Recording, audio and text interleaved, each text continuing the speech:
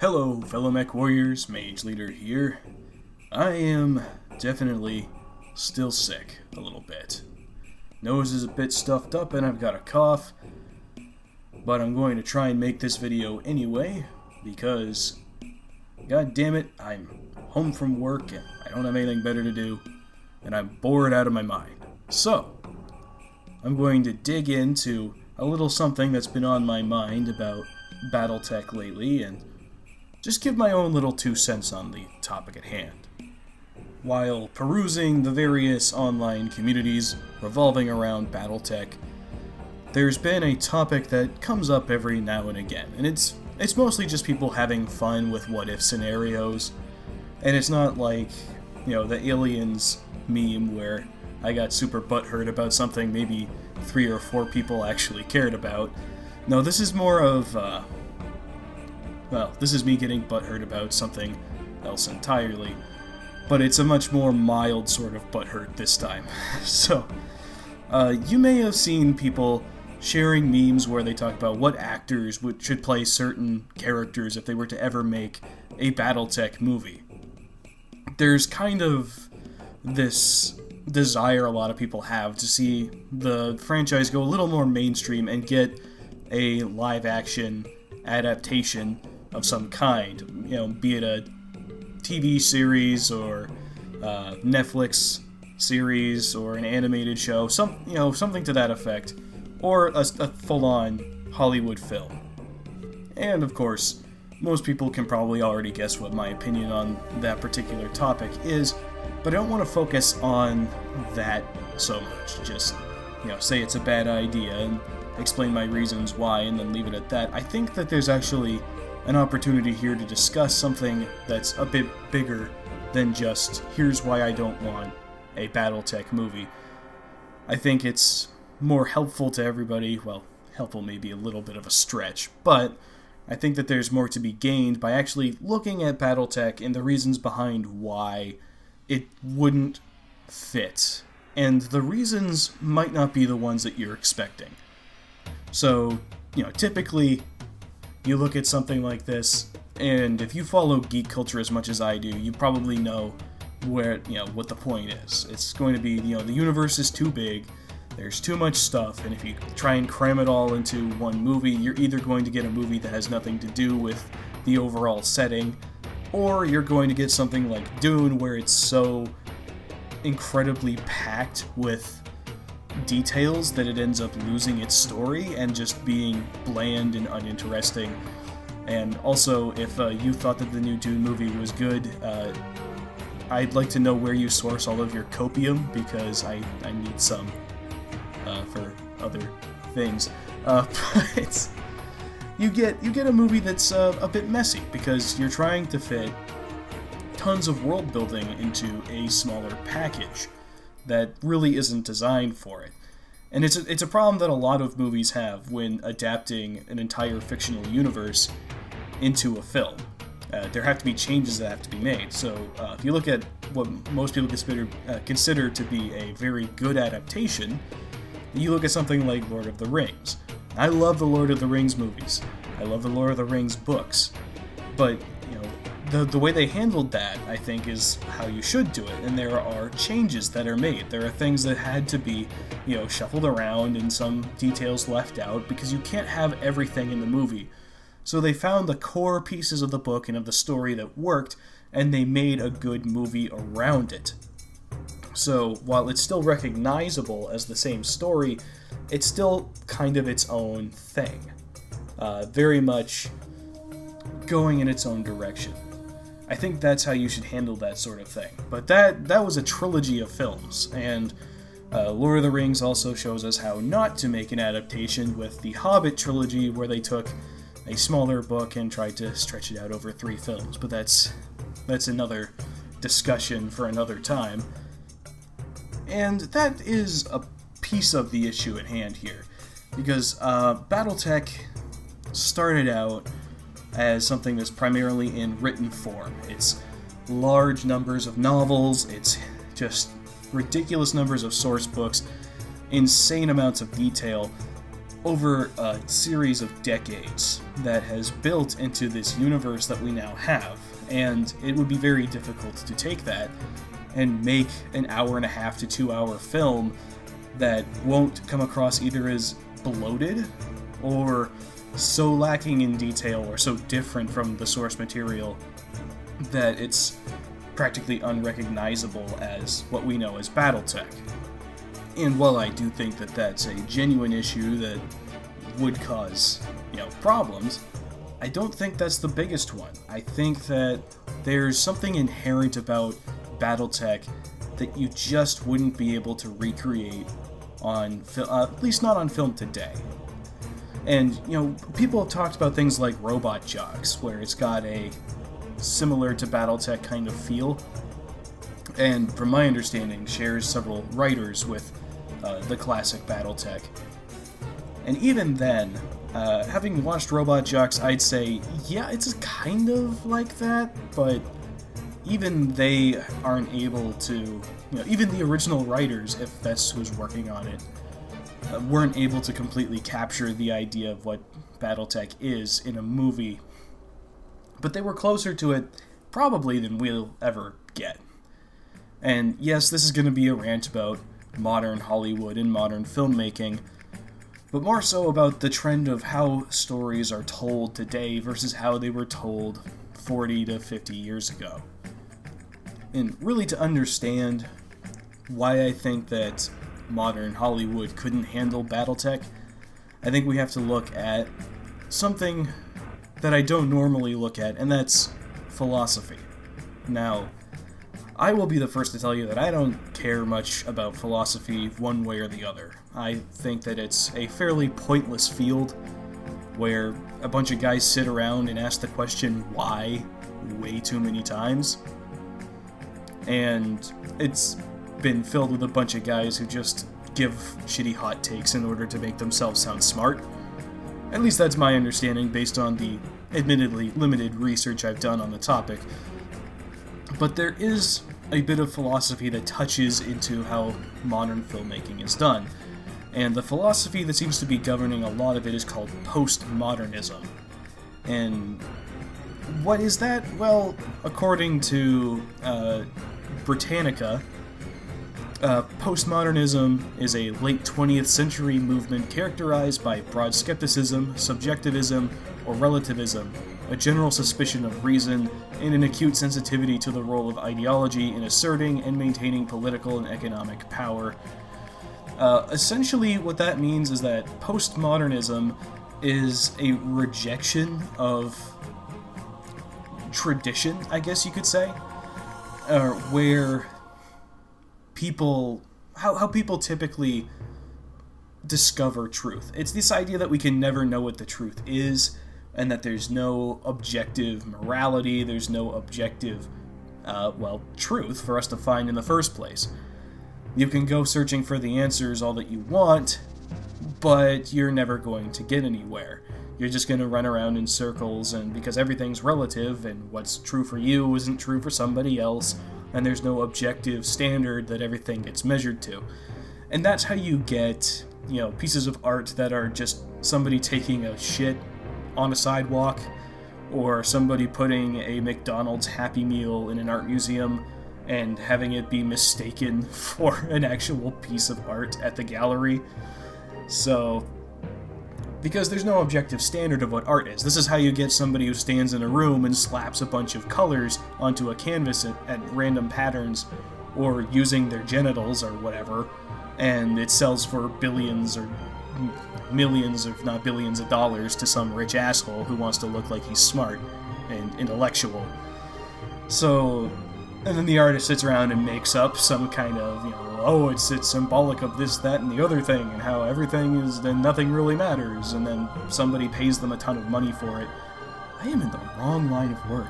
Anyway, that's how you get crap like that. And that's postmodernism. And it's also how you get really, really shitty movies. So there's a lot of traits of postmodernism that have bled into modern film. Have you ever noticed that lately there's a trend, I noticed this a few years back, where we were getting movies like Maleficent coming out, where the villain of a story is never just the bad guy, they're misunderstood, or like we get a new take from their perspective, like when Cruella came out. And, I mean, these movies are trash, like these are garbage films that very few, if any, people actually like, but they keep getting made, and there's this whole trend where we want to identify with the bad guy, and we want them to be like the secret hero or the anti-hero, the rise of, a protagonist who is, if you looked at him in a different type of story from, maybe a couple decades ago, you'd look at that and say, well, that's the bad guy, look at all this terrible stuff that he's doing. But then the postmodernist comes along and says, no, hang on, there's more context here, and if you look at it from his point of view, he's actually doing the right thing.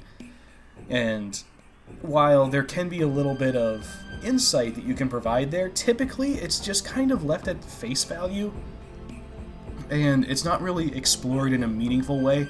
The fact that the writer has recognized that the villain doesn't see themselves as evil is enough for a lot of people. They look at that and say, wow, so deep, so thought-provoking, when in reality all they've said is, well, maybe the bad guy doesn't think that he's evil. It doesn't change the fact that he is from an objective perspective, but what they give you is that little bit of doubt, and people are like, well, maybe they're not so bad, or maybe, not the implication from something like that you'd think is typically, well, now we need to be careful, because it's incredibly easy to slip into that. You can go to extreme lengths without realizing that you've crossed over into bad guy territory, but that's never the lesson. There's no lesson to be learned. It's just, check out how smart I am that I wrote a character, a bad guy, who isn't as evil as somebody might assume, or, you take a look at him and you feel bad for him. Aren't I smart to have realized that not every villain twirls their mustache and just enjoys being evil all the time? Aren't I just the smartest cookie? Am I not just the brightest bulb in the pack? And then everybody showers them with praise, and it makes millions of dollars, and they get greenlit for sequels, and it's basically one giant circle jerk in Hollywood, where everyone sits around giving each other compliments and backroom deals and making tons of money off of each other's fart sniffing. Meanwhile, the stuff that they put out isn't very good. It's not particularly entertaining. It's not thought-provoking or deep. It's just kind of, and then people move on. But they just keep making more of it, more of it, more of it, until it gets to the point where there isn't any actual entertainment being made. It's just preaching at you. And the villain thing is just one example, because the ideas that are inherent to postmodernism are infused into everything that we watch now. This is where a lot of the whole wokeism will start to come in as well, where we start to see a message being pushed in a movie over the actual entertainment quality of the piece itself.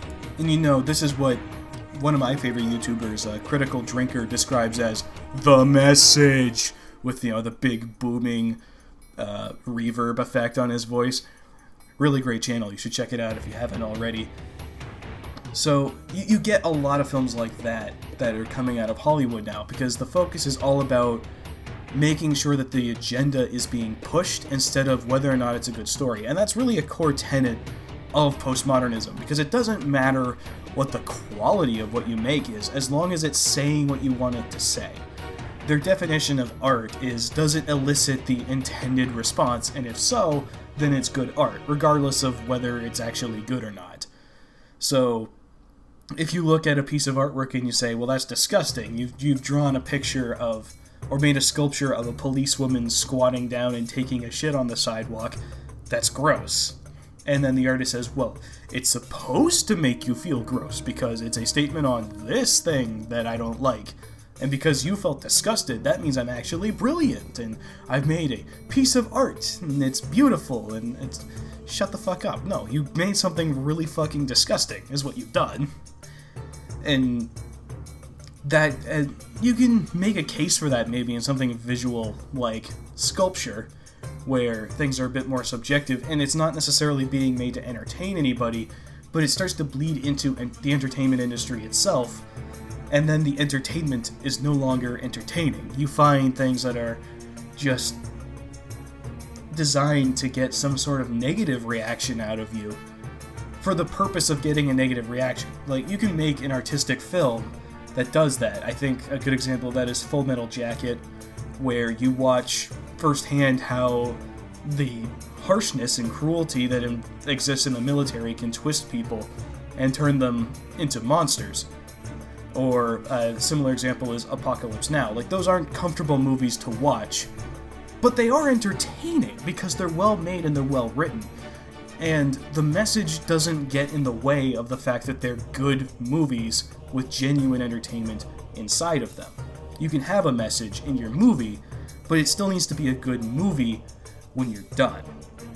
And that's the problem, because we've gotten to the point where the message is more important than the actual value of the thing as a piece of entertainment on its own. And I think that Battletech, it's from a different time period where the entertainment was the point.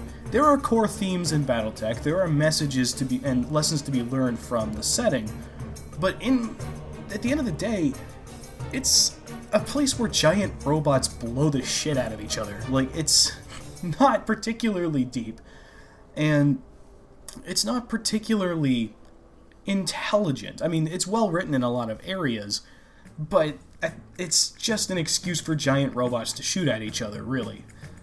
It's more than that. I'm being a little reductive, but everything serves the purpose of having a place where we can have our little tabletop fight with our plastic miniatures, or metal miniatures if you're from back in the day, if you're a dinosaur.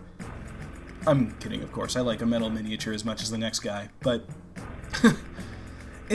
everything serves the game. Everything serves the entertainment. And I think that's going to be the biggest issue with trying to make a modern film in the Battletech setting. There is a lot of room, there's a lot of things in it that progressive people, quote unquote, would probably really like. Everything in the inner sphere is more or less a meritocracy, and your gender, quote unquote, doesn't matter at all. You can be whatever kind of person, and as long as you're decent at the job that you do, well, congratulations. And there's mixed race people all over the place. Like, you can find people, dark-skinned people in the Draconis Combine in positions of leadership, or even as the leader of the Great House itself. So it's a place where race basically doesn't mean anything anymore. Your sex doesn't really matter. Your sexual preference doesn't really matter. As long as you're a guy who can hop into his giant robot or your tank or what have you and do your job well, it doesn't really matter who you are. Or it doesn't really matter what you identify as or anything like that. And you'd think that that's the sort of thing that modern Hollywood would love, but I don't think that they actually care about these issues.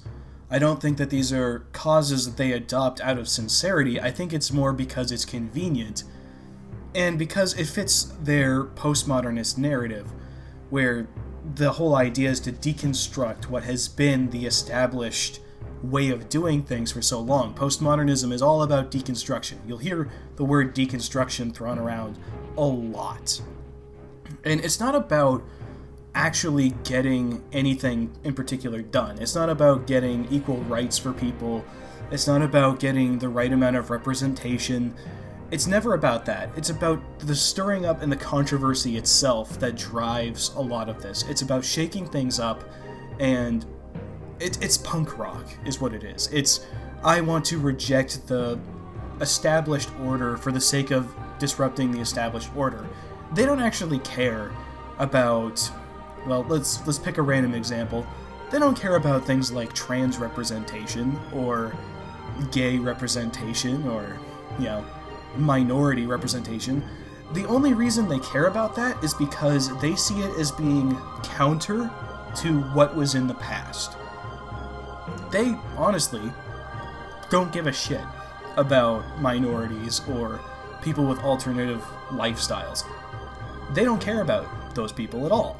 It's just about breaking things. It's about taking something that used to be good and breaking it for the sake of breaking it. And that's really the core of postmodernism, is deconstruction. It's breaking down, tearing apart, and you can do something productive with that. You can take apart something, find out the parts of it that weren't working, and then build it up back again better. But postmodernism doesn't build, it just destroys. And so I don't think that they'd look at something like Battletech, which is already fairly progressive in a lot of ways, and see something that should be left as it is. No, they would still take it apart and break it. And that's what they do. That's what you see with, I mean, God's sake, look at Star Trek. Star Trek was about as progressive as you could get in a lot of ways. But when the postmodernists got their hands on it, what did they do? They changed the entirety of Star Trek so that they could break it without upsetting people. So, it didn't matter that Star Trek The Next Generation had an entire episode of androgynous aliens with no assigned sexual or gender characteristics, and they explored that entire concept in the 90s in a way that didn't feel offensive. That doesn't matter. Instead, what they'll do is they'll act like that never happened. They'll change what's there into something completely different so that they can snap it over their knee. This is why to be more specific, in something like Star Trek Picard, the Federation is turned into this money-grubbing capitalist system that doesn't care about the little guy and has poverty-stricken people in the back and has racial bias all over the place, even though that has never, ever been the case. As far back as you can go in Star Trek, that's not the case. That's not what the Federation has ever been. They make it that so that they can break it down and have their little circle jerk party about it. They changed the Federation into something completely different, specifically because they wanted something to break, and it wasn't breakable. So they built a straw man, essentially. They built it in effigy and then set that on fire and danced around it, acting like they'd done something brilliant and deep, when in reality they just made a really shitty show. So based on that, I think I can accurately predict what would happen if these people got their hands on Battletech. I think what you'd see is that the various great houses would be portrayed as being incredibly racist. They'd be misogynistic or chauvinistic or whatever. They'd be incredibly bigoted. Even though that's never been the case in Battletech. I mean, racism maybe a little bit based on which great house you come from, but that's more because they're always at war with each other. But outside of that, that's never been the case. Your race doesn't matter, the color of your skin doesn't matter, your quote-unquote gender doesn't matter, as long as you're able to do the job and you're a trustworthy person. But that will be completely gotten rid of. What you'd see is it would be a place of massive discrimination and bigotry, specifically so that they could then break the setting apart and then act like it's justified, because, well, it needed to be broken, because look at all the terrible things that they were doing. And they play up the parts of the fiction that are a bit less tasteful toward modern audiences. They blow them way out of proportion so that they have easy targets to go after. And what you'd end up with is something that doesn't look like Battletech, something that assumes Battletech is something completely different from what it is, that then proceeds to just rip it to shreds. And we all know how the story would go. There's this strong, independent female character, which means that she's capable of beating up men several times her size, and that she's completely disinterested in romantic relationships of any kind unless she's the domineering overlord of the relationship. She has to wear the pants in it if it's going to happen at all. And all the men around her are going to be incredibly dim-witted and doormats that she can just walk all over, and they're going to bend to her every whim. and she'll be putting other people down to make herself look better, and she will be, this big, dramatic, I am the hero of this story and I can do no wrong, and she'll never fail at anything. It'll be just like in Star Wars, where she'll be incredibly skilled for no reason, have no background training whatsoever, because reason and logic doesn't make sense to the postmodernist. In fact, it goes against postmodernism. It's a rejection of reason in a lot of ways. So, she won't have any reason to be good, she just will be. She's gifted. She's incredible. She's perfect. And we can't have our perfect person fail, because how else would she be this ultimate role model that we can put up on a pedestal? And the story will follow her as she goes around putting people down who are evil, while also doing terrible things herself, because, you can't have somebody who's truly virtuous. You have to put aside the idea of virtuousness. They have to do things that are horrid. They have to do things that we wouldn't consider to be good things, but the writer is going to hold it up as some paragon of virtue, because we need to deconstruct the idea of virtue itself, and it'll just be a massive clusterfuck that makes no sense. The lore will go out the window because that doesn't matter to them. It's not being written by actual fans of, what they're dealing with. It's all about pushing the message, as Drinker puts it. That's what you would see in Battletech. We'd follow some Mary Sue as she goes around the galaxy, effortlessly blowing away her competition, morally grandstanding over everybody, while also presenting her own set of morals that make no sense and are reprehensible to anyone with a modicum of sense whatsoever. And it'll be a show that, if you're of the more woke persuasion, it won't be good for you either, because it's a show that will take issues that you care about and use them as a shield from criticism, and will use it purely to have something to say, just to be like, no, I'm caring about these issues, but it will handle it in the most ham-fisted and tokenistic way. And it won't be true representation, it won't be sensitive, it won't be inoffensive, it will be insulting to you and to the issues that you care about. So whether you're on one side of the fence or the other, it will be bad, no matter what stance you take.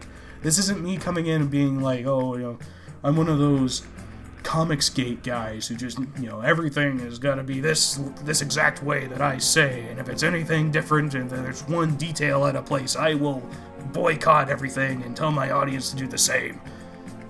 That's not really who I am, and I think that people who watch me know that about me. No, I like something that's of objective quality, and I can forgive mistakes with the lore, I can forgive things being omitted, because, when you make something into a film or a show, there are things that have to change, just like in Lord of the Rings, but I want it to be a genuine piece of entertainment when it's done. And if a postmodernist gets their hand on it, it won't be entertaining for anybody, no matter who.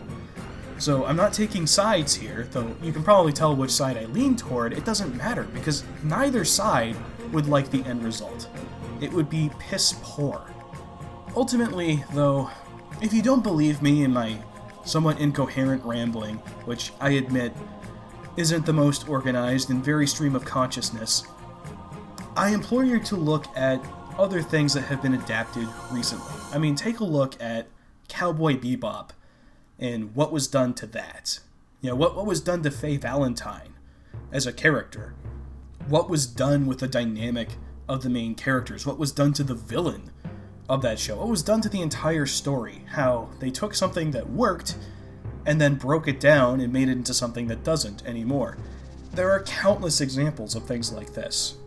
I wasn't a huge fan of Death Note or Ghost in the Shell, but I will watch those animes a million times over before I watch those live-action versions again, those adaptations for modern Western audiences and sensibilities.